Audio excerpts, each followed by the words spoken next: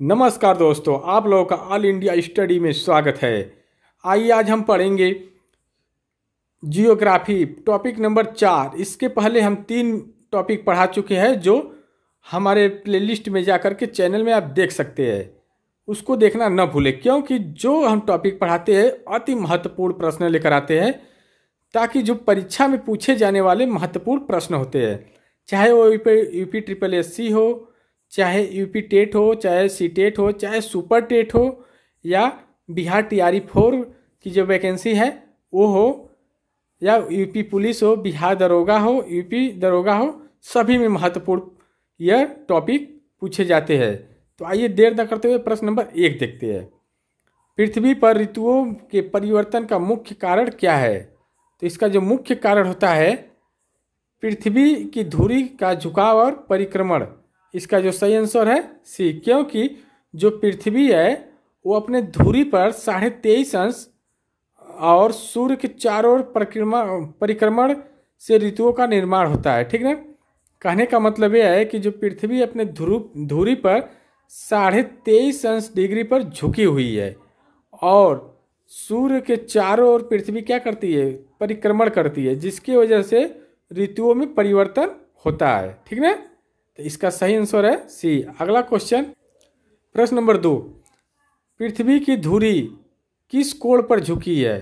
तो यह जो झुकी है 23.5 अंश डिग्री पर। इसका जो सही आंसर है ऑप्शन नंबर ए। ये इसलिए जो पृथ्वी है, पृथ्वी की जो धुरी है वह विषुवत रेखा पर 66.5 अंश, ठीक ना, और जो पृथ्वी के उसके जो कक्ष की जो तल है उस पर यह झुकी हुई है 23.5 अंश, ठीक ना, कोण पर। तो इसको ध्यान में रखना। प्रश्न नंबर 3। जब सूर्य की किरणें कर्क रेखा पर लंबवत पड़ती है तब भारत में कौन सी ऋतु होती है? जब लंबवत पड़ेगी तो यह भारत में ग्रीष्म ऋतु होगी, गर्मी का। इसका जो सही आंसर है ग्रीष्म ऋतु, क्योंकि जो लगभग 21 जून को सूर्य जो है कर्क रेखा पर लंबवत होता है, ठीक ना। यह उत्तरी गोलार्ध का इसीलिए ग्रीष्म अयनांत होता है, ठीक ना। तो इसका जो सही आंसर है ऑप्शन नंबर ए। प्रश्न नंबर 4। 21 मार्च को सूर्य की किरणें किस स्थान पर लंबवत पड़ती है? इसके पहले वाला क्वेश्चन है, बस लैंग्वेज बदला हुआ है। तो यह विषुवत रेखा पर। इसका जो सही आंसर है विषुवत रेखा पर। प्रश्न नंबर 5। 21 जून को सूर्य की स्थिति होती है, यह क्या होती है? यह भी सिर्फ घुमाकर क्वेश्चन पूछा है। यह विषुवत रेखा पर होती है कितने अंश पर? 23.5 अंश डिग्री कोण बनाती है, ठीक ना। यह उत्तरी गोलार्ध में होती है, ठीक ना। उत्तरी गोलार्ध में सबसे लंबा दिन इसी दिन होता है, 21 जून को। प्रश्न नंबर 6। 23 सितंबर को सूर्य की किरणें कहाँ लंबवत पड़ती है? तो जो 23 सितंबर को भी क्या करती है सूर्य की किरणें, ये भी विषुवत ही रेखा पर लंबवत पड़ती है। इस दिन भी क्या होता है? दिन और रात बराबर होती है। प्रश्न नंबर 7। 22 दिसंबर को सूर्य की किरणें किस रेखा पर लंबवत पड़ती है? तो यह जो पड़ती है मकर रेखा पर। इसका जो सही आंसर है मकर रेखा पर यह उस दिन लंबवत पड़ती है। यह दक्षिणी ध्रुव गोलार्ध में ग्रीष्म ऋतु होती है, ठीक ना। अगला क्वेश्चन, किस दिन पृथ्वी पर दिन और रात की अवधि समान होती है? तो यह जो होती है 21 मार्च और 23 सितंबर को। इसका जो सही आंसर है 21 मार्च और 23 सितंबर को पृथ्वी पर दिन और रात बराबर होता है। प्रश्न नंबर 9। जब उत्तरी गोलार्ध में शीत ऋतु होती है तब दक्षिणी गोलार्ध में कौन सी ऋतु होती है? तो ग्रीष्म ऋतु होगी। इसका जो सही आंसर है ग्रीष्म ऋतु। कहने का मतलब है जब उत्तरी गोलार्ध में शीत ऋतु होगी तो दक्षिणी में ग्रीष्म ऋतु होगी, अगर दक्षिणी में शीत ऋतु होगी तो उत्तरी गोलार्ध में ग्रीष्म ऋतु होगी। ये विपरीत होती है, ये ध्यान रखना। प्रश्न नंबर 10, ग्रीष्म अयनांत सॉरी ग्रीष्म अयनांत, हाँ ठीक, अयनांत कब होता है? तो यह जो होता है 21 मार्च को। इसका जो सही जवाब है 21 मार्च को, क्योंकि सॉरी ओ गलत हो गया, 21 जून। इसका जो सही आंसर होगा 21 जून, ठीक ना, 21 जून को। क्योंकि जो 21 जून को जो सूर्य की जो किरणें है वह कर्क रेखा पर लंबवत पड़ती है, ठीक ना। इसी दिन क्या होता है, सबसे बड़ा उत्तरी गोलार्ध में दिन होता है और सबसे छोटी रात होती है। तो इसका जो सही आंसर है ऑप्शन नंबर बी। प्रश्न नंबर 11, कौन सी रेखा पृथ्वी को दो समान भागों में बांटती है जहां दिन और रात बराबर होता है? तो यह जो है विषुवत रेखा। इसका जो सही आंसर है विषुवत रेखा, क्योंकि जो विषुवत रेखा होती है सूर्य की किरणें वर्ष में 2 बार सीधी पड़ती है पृथ्वी पर, वर्ष में 2 बार सीधी पड़ती है, एक 21 मार्च को और एक 23 सितंबर को, जिससे दिन और रात उस दिन समान होता है। प्रश्न नंबर 12, ग्रीष्म अयनांत के समय सूर्य की किरणें कहाँ सीधी पड़ती है? तो वह विषुवत ही कर्क रेखा पर, यह कर्क रेखा पर लंबवत पड़ती है। यह 21 जून को सूर्य की किरणें जो होती है कर्क रेखा पर लंबवत पड़ती है, जिससे क्या होता है, ग्रीष्म अयनांत कहलाता है, ठीक ना। प्रश्न नंबर 13, दक्षिणी गोलार्ध में वर्ष का सबसे छोटा दिन किस दिन होता है? दक्षिणी गोलार्ध में पूछ रहा है, ध्यान रहे, क्योंकि दक्षिणी गोलार्ध में वर्ष का सबसे छोटा दिन 21 जून को। इसका जो सही जवाब है 21 जून को, ठीक ना। प्रश्न नंबर 14, अयनांत शब्द का अर्थ क्या है? तो यह जो इसका अर्थ है सूर्य की स्थिति स्थिर होना, ठीक ना। उस दिन अयनांत का मतलब यह होता है उस दिन सूर्य स्थिर रहता है, जैसे विषुवत रेखा पर सीधा पड़ता है, कर्क रेखा पर सीधा पड़ता है, उस दिन दिन रात बराबर होता है, ठीक ना। प्रश्न नंबर 15, शरद विषुव के बाद सूर्य की सीधी किरण किस दिशा में जाती है? तो यह जो जाती है शरद विषुव के बाद यह दक्षिण की ओर। इसका जो सही जवाब है दक्षिण की ओर, क्योंकि 23 सितंबर के बाद सूर्य की जो किरणें होती है वह दक्षिण की ओर खिसकने लगती है, ठीक ना, और मकर रेखा की ओर बढ़ती है। इसका जो सही आंसर है बी। प्रश्न नंबर 16, दक्षिणी गोलार्ध में ग्रीष्म ऋतु कब होती है? तो जो दक्षिणी गोलार्ध में ग्रीष्म ऋतु, दक्षिणी गोलार्ध में, उत्तरी में नहीं के पूछ रहा भैया, ध्यान रखना। तो यह ग्रीष्म ऋतु हम बताए है कि जब दक्षिणी गोलार्ध में ग्रीष्म होगा तो उत्तरी गोलार्ध में शीत ऋतु होगा, ठीक ना। और जब उत्तरी गोलार्ध में ग्रीष्म होगा तो दक्षिणी गोलार्ध में शीत होगा। तो दक्षिणी गोलार्ध पूछ रहा है ग्रीष्म ऋतु तो 22 दिसंबर को। इसका जो सही जवाब है 22 दिसंबर होगा। तो इसमें दिसंबर नहीं दिया है, तो दिसंबर से स्टार्ट हो जाता है और फरवरी तक रहता है। इसका जो सही आंसर है ऑप्शन नंबर बी, क्योंकि 22 दिसंबर को जो सूर्य होता है मकर रेखा पर लंबवत होता है, इसलिए दक्षिणी गोलार्ध में ग्रीष्म ऋतु होती है, ठीक ना, ध्यान रखना। प्रश्न नंबर 17, भारत में ऋतु परिवर्तन मुख्यतः किस कारण से होता है? तो जो ऋतु परिवर्तन होता है मुख्य रूप से सूर्य की जो किरणों का कोण बनना, ठीक ना, सूर्य का किरणों का कोण बनना,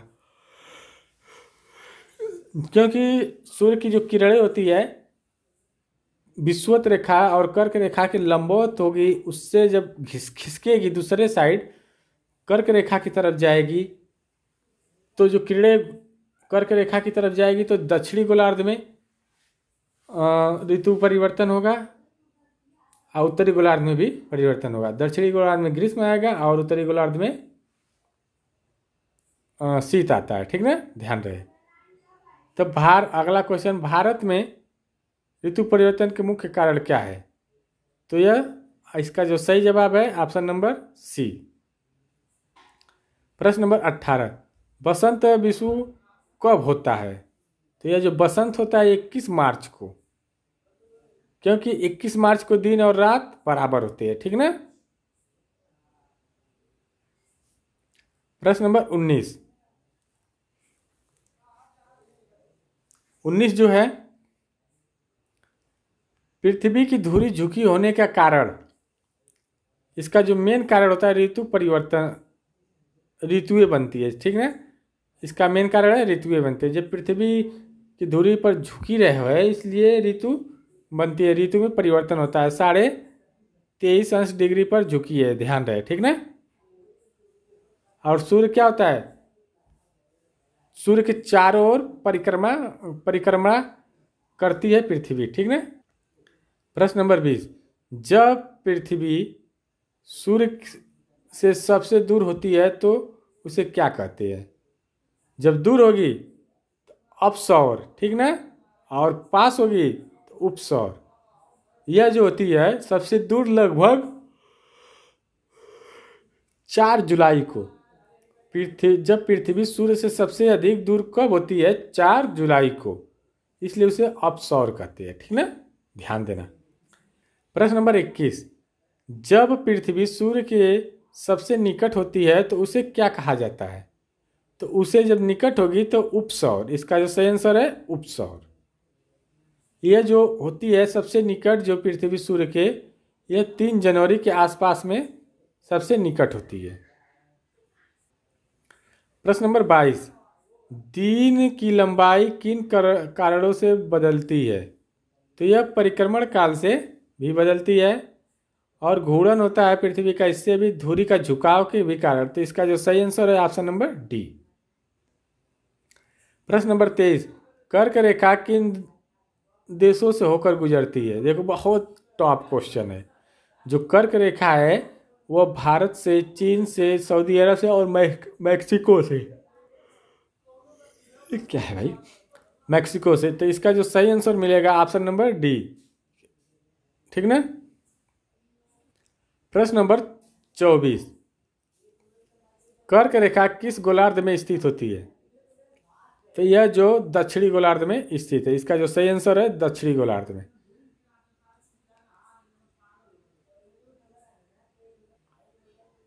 नहीं जी, सॉरी, कर्क नहीं, मकर रेखा जो है दक्षिणी गोलार्ध में, और कर्क रेखा उत्तरी गोलार्ध में, ध्यान रखना, ठीक ना, गलती हो गई। प्रश्न नंबर 25, 21 जून को उत्तरी ध्रुव पर सूर्य का क्या प्रभाव होता है? तो जो 21 जून को पृथ्वी पर जो प्रभाव होता है वो 6 महीने का दिन, इसका जो सही आंसर है 6 महीने का दिन। करा 21 जून को उत्तरी ध्रुव पर सूर्य का क्या प्रभाव होता है? तो 21 जून को 6 महीने का दिन होता है, ठीक ना, ये ध्यान रखना। वहां लगातार क्या होता है? 6 महीने का दिन होता है, क्योंकि जो सूर्य की किरणें है वह उत्तरी ध्रुव पर सीधी पड़ती है, जिससे लगातार वहां 6 महीने का दिन होता है। सोचो, 6 महीने का दिन, 6 महीने का रात। प्रश्न नंबर 26, 22 दिसंबर को दक्षिणी ध्रुव पर क्या स्थिति होती है? तो जो 22 दिसंबर को है दक्षिणी ध्रुव पर 6 महीने का रात होगी, ठीक ना, क्योंकि उस समय सूर्य की जो किरणें होती है मकर रेखा पर सीधी पड़ती है, जिससे दक्षिणी ध्रुव पर सूर्य दिखाई नहीं देता है, ठीक ना, ध्यान रखना, ये सब क्वेश्चन इंपॉर्टेंट है।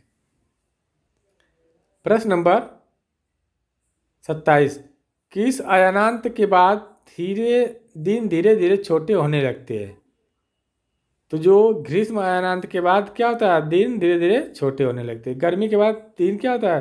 धीरे धीरे छोटे होने लगते हैं, क्योंकि जो सूर्य है दक्षिण की ओर खिसकने लगता है, जिससे दिन छोटे होने लगते हैं, ठीक ना, उत्तरी गोलार्ध में, ध्यान रहे। प्रश्न नंबर 28, किस अयनांत के बाद दिन बड़े होने लगते हैं? तो यह जो होते हैं शीत अयनांत के बाद। इसका जो सही आंसर है शीत अयनांत के बाद, क्योंकि 22 दिसंबर के बाद जो होता है सूर्य उत्तर की ओर लौटने लगता है, ठीक ना, तो जिसके कारण दिन बड़े होने लगते हैं। प्रश्न नंबर 29, उत्तरायण शब्द का क्या अर्थ है? तो यही है उत्तरायण शब्द का अर्थ। सूर्य क्या होता है, उत्तर की ओर गमन करने लगता है, खिसकने लगता है धीरे धीरे।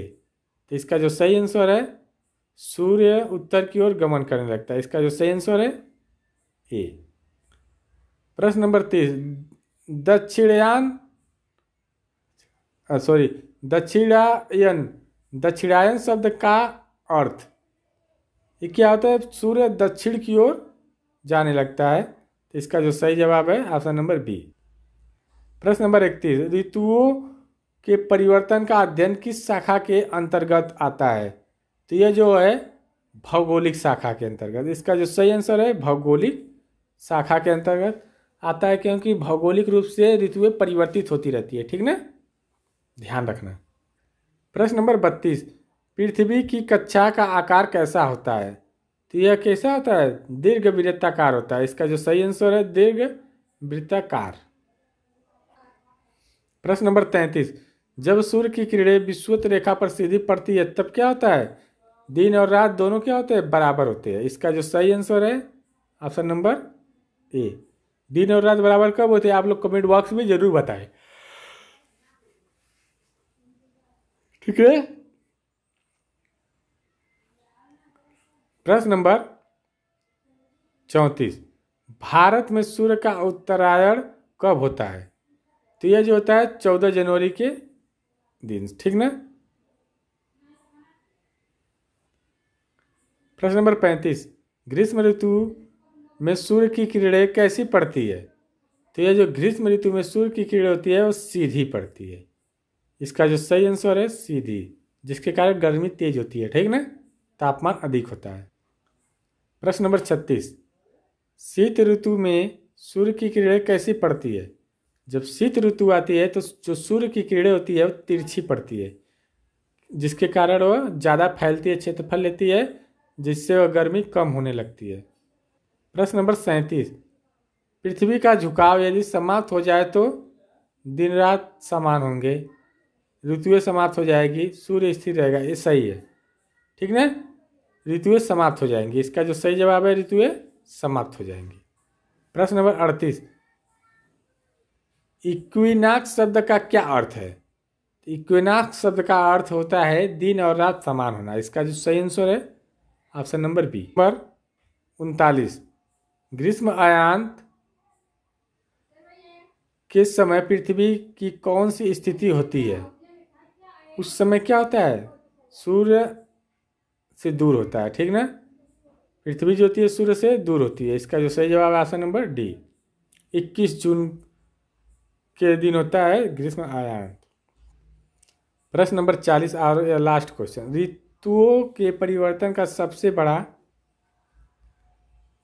प्रभाव किस पर पड़ता है? तो यह जलवायु पर पड़ता है। इसका जो सही जवाब है जलवायु पर। तो वीडियो अच्छी लगी चैनल को लाइक शेयर सब्सक्राइब जरूर करें। धन्यवाद।